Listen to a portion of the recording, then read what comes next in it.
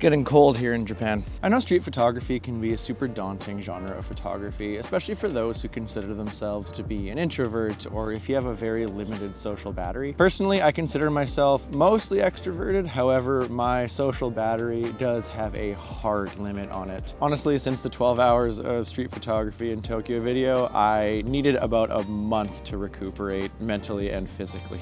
I'm here to tell you, you don't need to be an extrovert. And you don't need to be even a people person to do street photography. If you don't like crowds, you don't like noise, you don't like busy cities, there is still a place in street photography for you. That's why I love this genre so much, is street photography is such an ambiguous term. It can be anything. There is no wrong way to do street photography, no matter how gatekeepy this genre may seem to be on the outside. So if you're one of those introverted people, or you're just looking to add a couple more tricks up your street photography sleeve, this video is for you.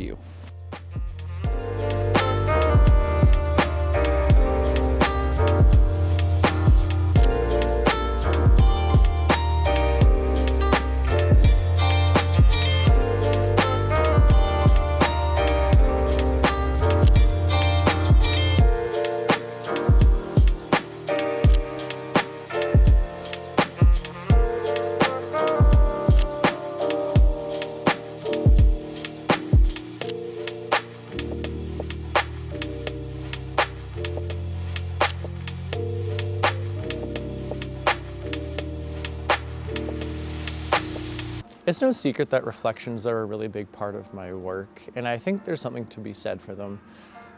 Using reflections, it can be as simple as just experimenting with self-portraits or more abstract angles of view bouncing off the sky, the surrounding buildings, using it to frame different things in the background. So I guess my first tip would be keep your eyes open for reflections around your city. One of my favorites is, I do a lot of my street photography at night. So late at night when businesses are shut down and all the lights are off inside of the buildings, it makes for really good reflections in the windows. Very dramatic shadows and really cool angles you can get. And I guess another favorite would be puddles. That's more conditional on rain, but if you live somewhere where it rains a lot, or if you get a really nice tasty rainfall, go look for some puddles and use it to play around with the lights on the street, people walking across the street, cars, really whatever you want to take pictures of. Puddles are super fun. All right, I'm losing light here, so I gotta finish up this video.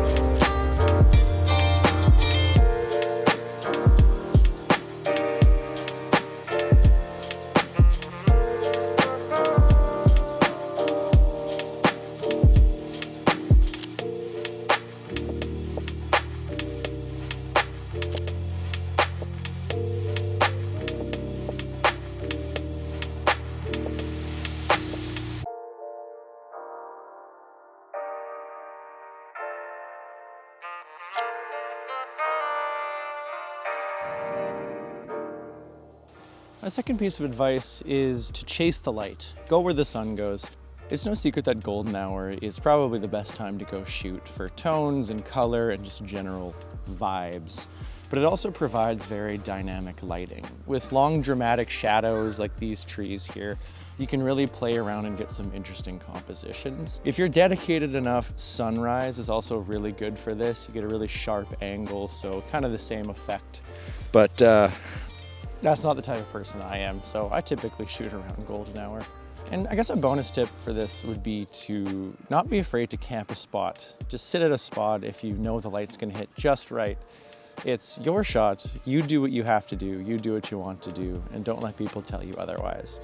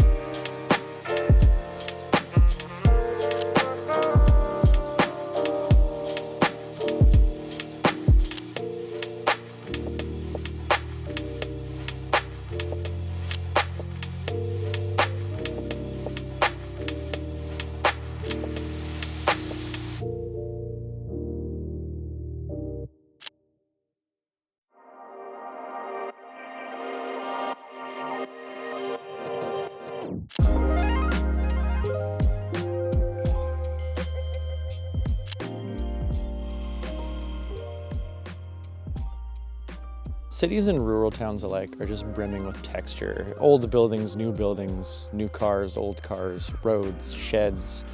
Literally everything has a texture, and it's up to you to find the interesting ones. One of my favorite shots to get recently is finding a building with a cool texture and then shooting at an upward angle against a perfectly smooth or blank sky. It provides a really natural way to accentuate the texture of the building and is a bit more abstract than just typical architecture photography. It really teaches you to keep your eyes up and look for interesting angles, which will benefit you in all different types of street photography as well. A fun combination I've been liking a lot lately is combining using reflections with looking for textures in the city. I think it teaches you to really look at your city differently.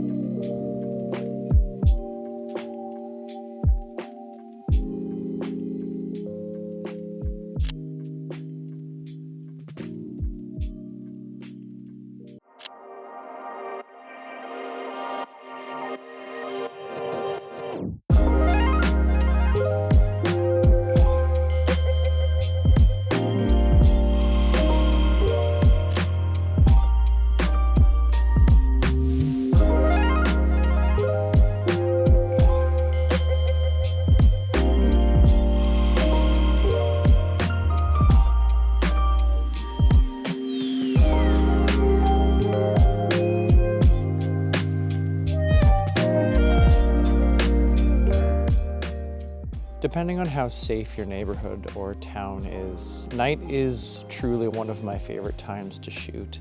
If you like to give your photos a more dramatic or cinematic or I guess isolated feel, there's no better time to go shooting than at night. Of course, night is naturally a lot quieter and a lot more isolated, so you can have the luxury of shooting photos in like big city centers that are typically packed with people with a lot more room to breathe. Try using the lights and shadows to your advantage and really lean into the very contrasty natural look of nighttime photography. This is also a time where I typically lean heavily into black and white because there's not much saturation in the colors at nighttime, so allowing yourself to focus completely on the composition and the contrast and the lights and shadows in black and white photography can really help train your mind into seeing different and better composition even during the day.